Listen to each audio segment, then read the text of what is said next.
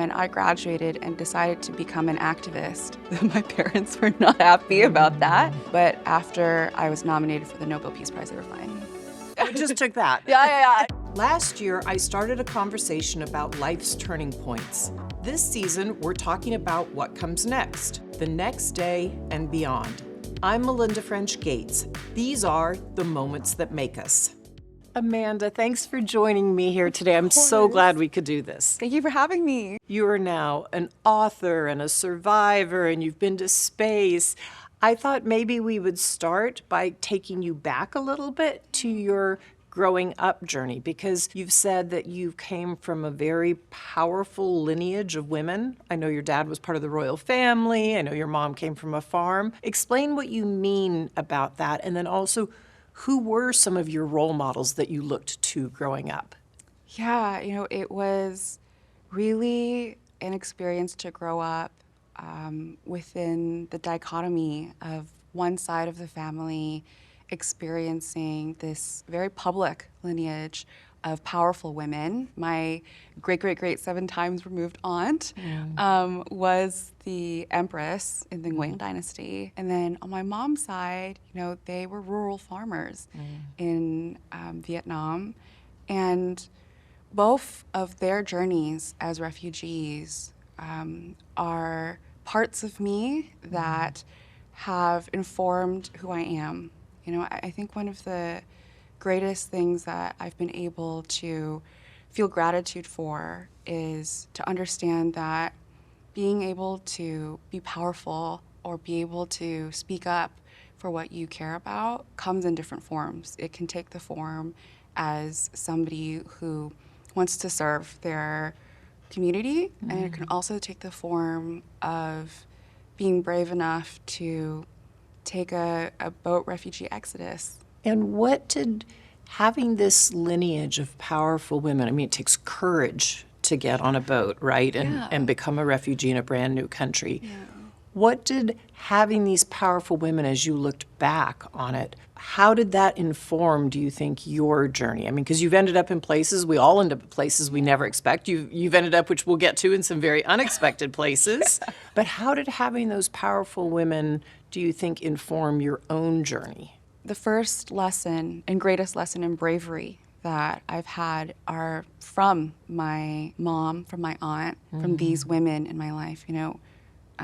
For me, courage and bravery isn't about having no fear. It's about having that fear, recognizing it, but still being able to go through the process anyways. My mom and my aunt were on the boat, and their boat was sinking because they were caught in a tidal wave storm. Wow. Yeah, and she tells me that a bigger boat came to rescue them, but because the fishing boat, her boat, the boat that she was on, was so small and sinking, they couldn't just be dragged.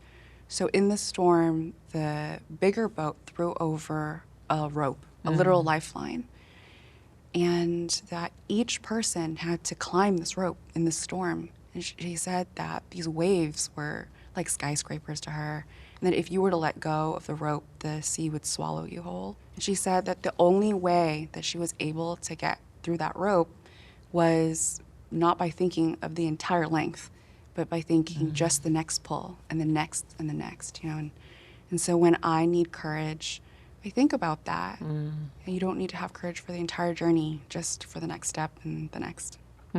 That's beautiful and so well said. Did your parents have high expectations for you as a young woman? You got to Harvard somehow, and usually that takes a lot to get to an institution like that. I think that this experience of growing up as the daughter of immigrants is one perhaps many other immigrant children share, which is that we live often under, yes, gratitude, but also a patina of sacrifice. This idea that they have gone through so much for us, so we in some way perhaps feel a duty, an obligation in order to make their sacrifices worth it. And so I, and so many of my friends who are children of refugees, have often struggled with that and what it means to be an achiever within some fixed preset conditions of what success looks like. Harvard certainly can be that. And so is the trope of being either a doctor or a lawyer. And so you can imagine that when I graduated and decided to become an activist, my parents were not happy about that. But after I was nominated for the Nobel Peace Prize, they were fine. I just took that. Yeah. No, when I do speak to college students, I actually do address that because one thing I really want people to know is that your happiness and your health really is at the foundation of what, most parents who love us want us to be. And so even if perhaps your passion looks different than these preset notions, it's okay. And I know that is actually really controversial to say within a community that may have, again, these ideas of what success looks like. But for those who dream of being artists or authors or just something that's different, it's okay to still pursue your passions while also having gratitude for the sacrifices your parents have gone through. And in the end, they'll come around. How long did it take you to learn that? Well, I mean, it took a decade. It took a lifetime, and so I studied national security and astrophysics at Harvard, and after I got my degree, my dad still told me, "So when are you going to be a doctor?" Wow. Wow. Yeah, Even after that degree. Yeah. So, and then I was like, oh, well, now I'm going to be an activist. And again, that was a very different approach to what they saw as security.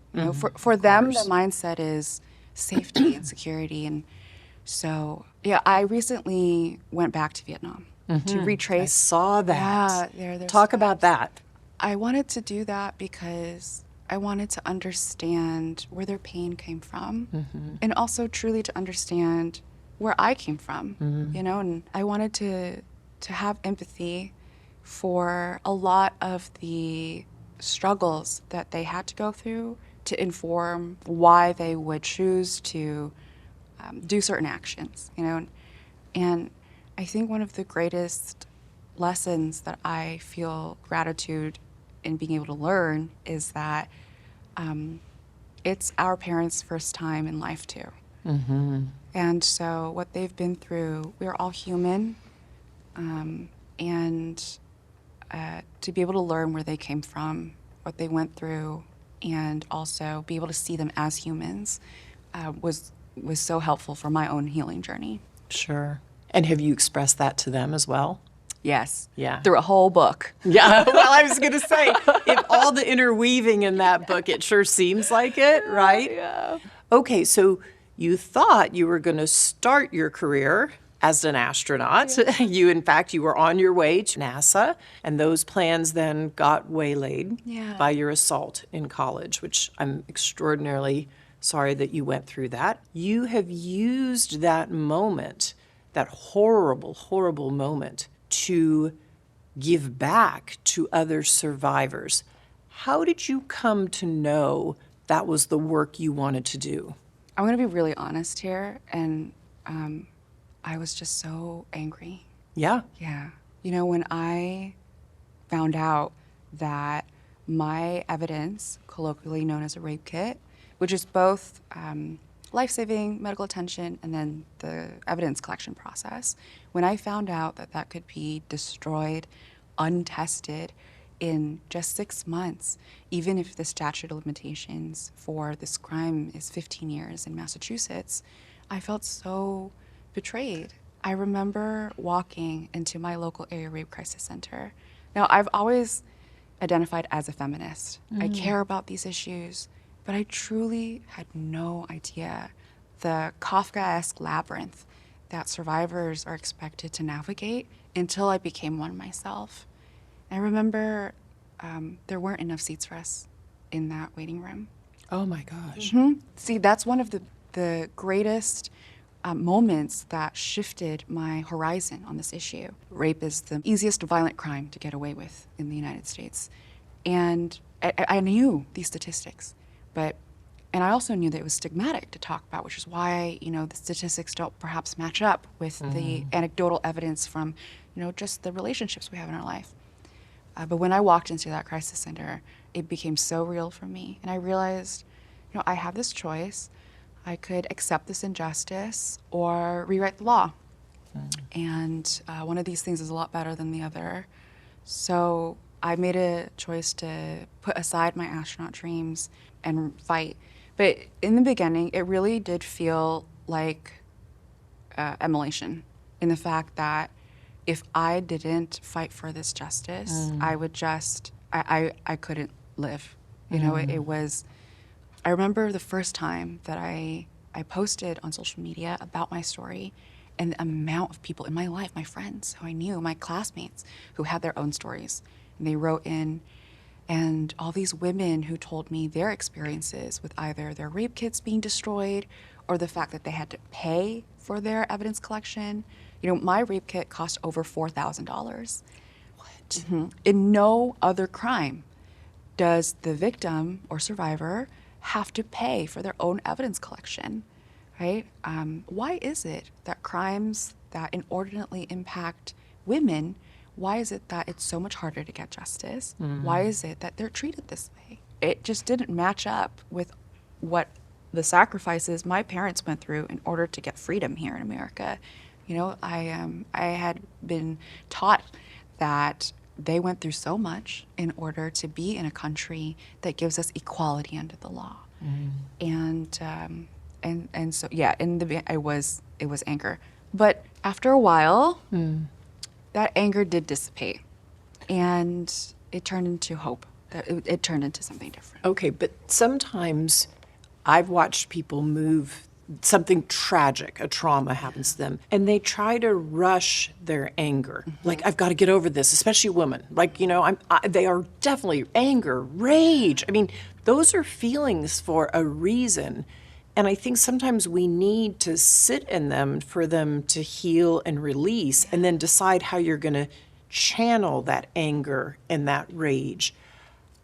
How long would you say, or are you still on the journey of healing? How long did it take you to get over the anger part? Yeah. And are you still healing, or do you feel like you're healed now?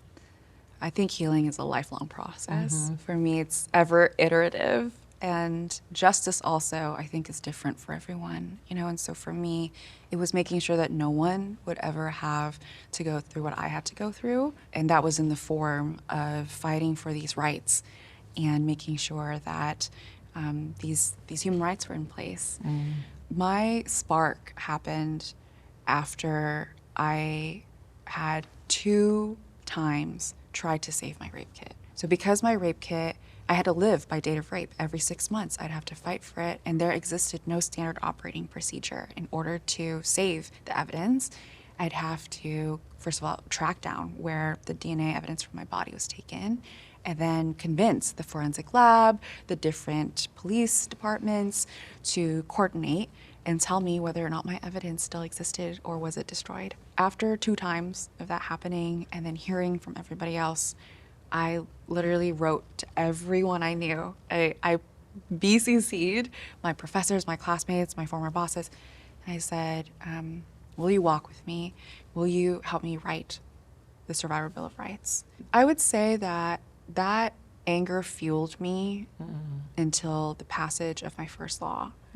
But as more laws have passed, and as I have witnessed other survivors on my team finding their own voice, it has transmuted into hope. For me, I think that there are 2 things on earth that are like magic. One is science, and the other is our belief in democracy. When a survivor stands behind the desk before a governor is about to sign their rights into existence, democracy is but us agreeing that these are the values by which we live, and they did it. They won. And so that moment to me is really magical. You found courage, huge courage, somewhere along the way to fight back, to fight for your rights, to fight for other people's rights. Where did you find that initial piece of courage? Well, if my mom went through all of that, then I can email a senator. That's how I felt. But I actually, on that point, thank you so much for bringing it up. What I want to tell survivors is that our joy is the most radical act of rebellion. And so to them, I want to say, I know so many of us want to save the world. We want to do that because we're compelled by our own experiences or the experience of loved ones. And it's okay if you only save one person. And it's okay if that one person is you. I want survivors to know that, because so often we're put into this very unfair position of having to not only survive and exist, but also, try so hard to make some sense of our pain that we've been through so unfairly. And so to those who want to join me in justice, I welcome you with open arms. I will fight with you. And for those who can't, let me just say that I'm fighting for your choice to not be able to. Well said. For those who are interested, I want you to know that the world actually can change when you speak up. For me, I learned this lesson at the United Nations. When I drafted the United Nations General Assembly resolution for sexual violence survivors, it had never been done before, and also the bar was much higher than in the United States. For us as activists in the US, we can go to senators or to reps. They are, bound by democracy to meet with their constituents. At the United Nations, the ambassador is more or less the equivalent of the district director. The true decision makers are heads of state. And so the gulf of what it means to be an activist and then to have an audience with a head of state, that power dynamic is so large. How do you even begin to reach them? It can feel really intimidating, but for those who know that their voice is worthy, that our pain truly, if we choose to, has purpose, and if we choose to share that and be vulnerable, it will resonate. And I've read that you have said you also connect with their humanity. Yeah. You find something they're interested in, and then, but I do think that's how human beings, how we connect. So often I've sat with moms and dads in places all over the world, maybe in a village out under a tree in, some remote part of Tanzania. But when you ask about changing laws or rules, and I ask the men, well, why would you be willing to change that for your wife or for in this situation? They say, because what's happened to her or to my sister or to my aunt or to my daughter is unjust. Yeah. And I think we need men on this journey. And as you talk to people in power, have had to, you're talking to a lot of men, yes. right? But you've converted them because we do have a shared humanity. Yeah. There's one important aspect that defines whether or not we succeed, and it has been consistent over all of the campaigns that we've run. That's radical empathy. It's the ability to connect with someone, and perhaps someone we know may be difficult, but to see the humanity in them when they might not see it in us. But if we're able to do that, then we can move the conversation forward. And perhaps the most difficult conversation I've ever had, the most high-stakes conversation I've ever had, was with Pope Francis.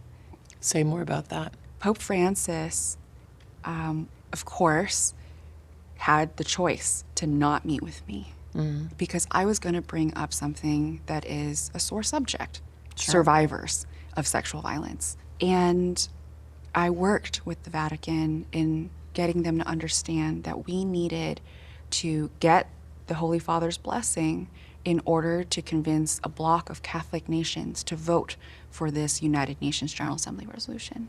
We talked about our mutual love of space.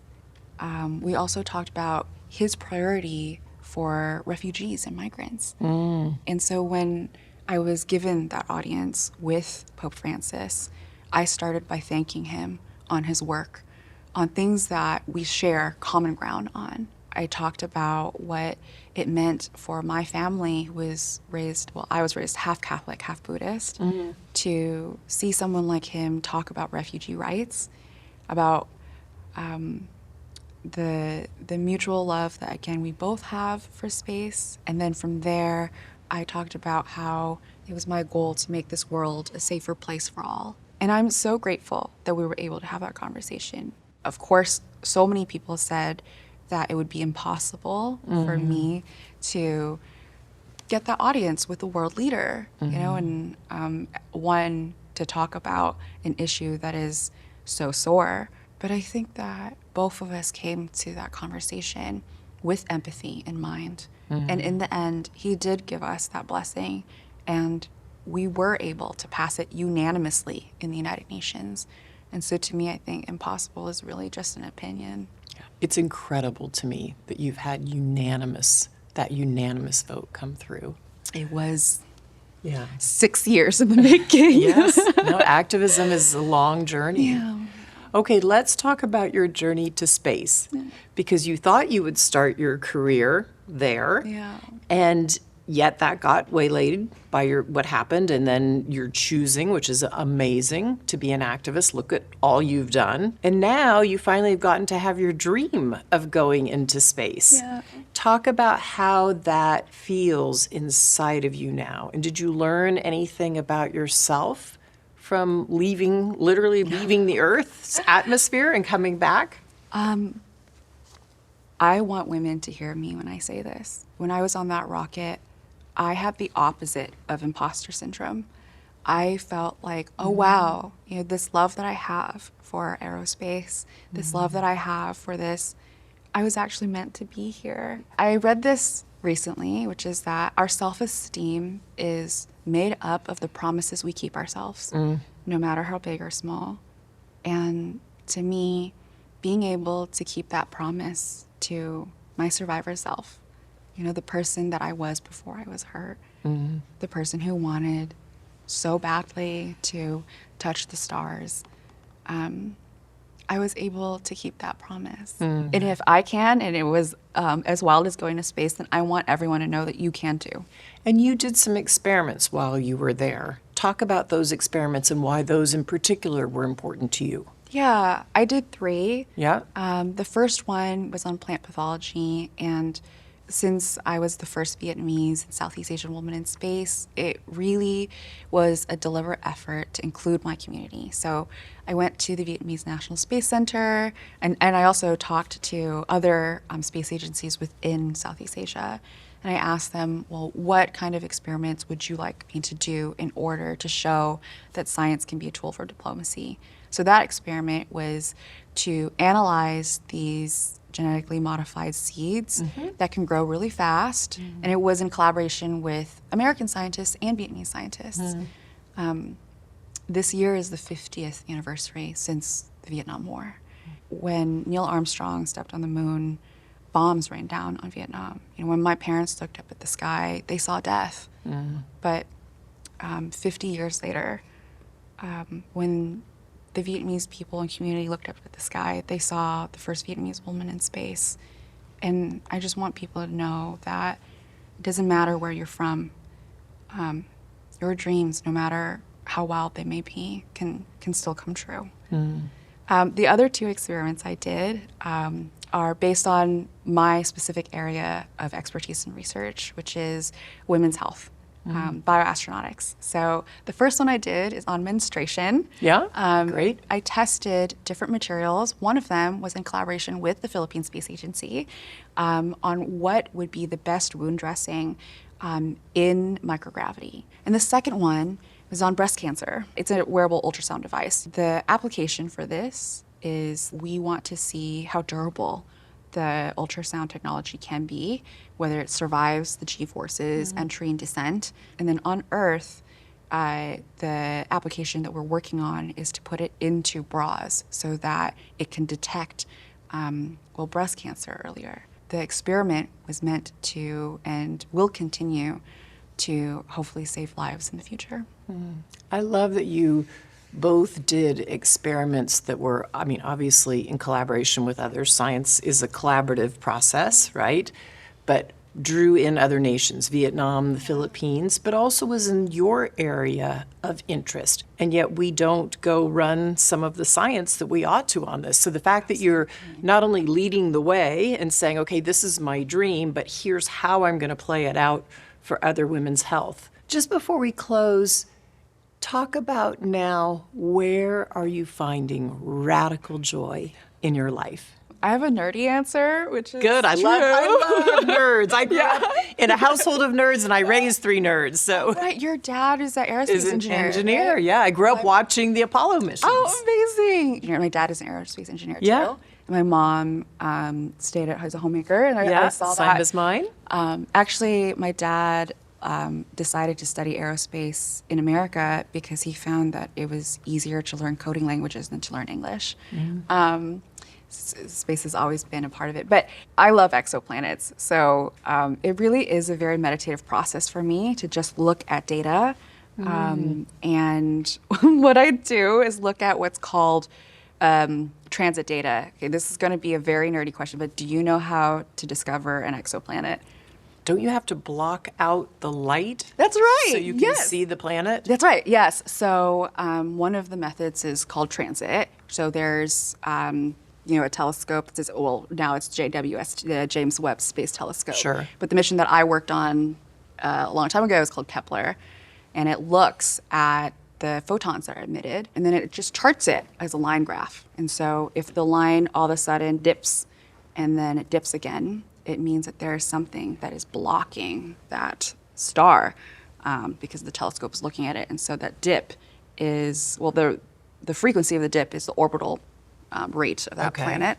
And then how far it dips is the diameter of the planet. So I just look at the data, and it's all I have to do is just, log it. And that brings me joy, but also beautiful. No, Yeah, it's beautiful because the joy in the data in just studying something, I mean, you're discovering something new, right? Yeah. No, say what else you were going to say about joy in addition to data. Honestly, just a good cup of coffee with my friends. I really do cherish the ability to grow in life with people, and at the rocket launch, I was so grateful to have people from my childhood all the way up through, there were so many survivors who came, and the Asian American community, and just to be embraced by such a wonderful community. I felt just so grateful. Yeah. I think so often we think of ourselves as, especially in the U.S., as rugged individualists, but in fact, we need each other. Yeah. We know we do. So I'm like you, I find that joy in connection. So thank you so much for being here today with me, and also just for everything you're doing on behalf of others, whether it's survivors, whether it's women's health, whether it's young women who want to be a scientist and go into space. Just thank you for role modeling that women can be anything. Thank you. Yeah.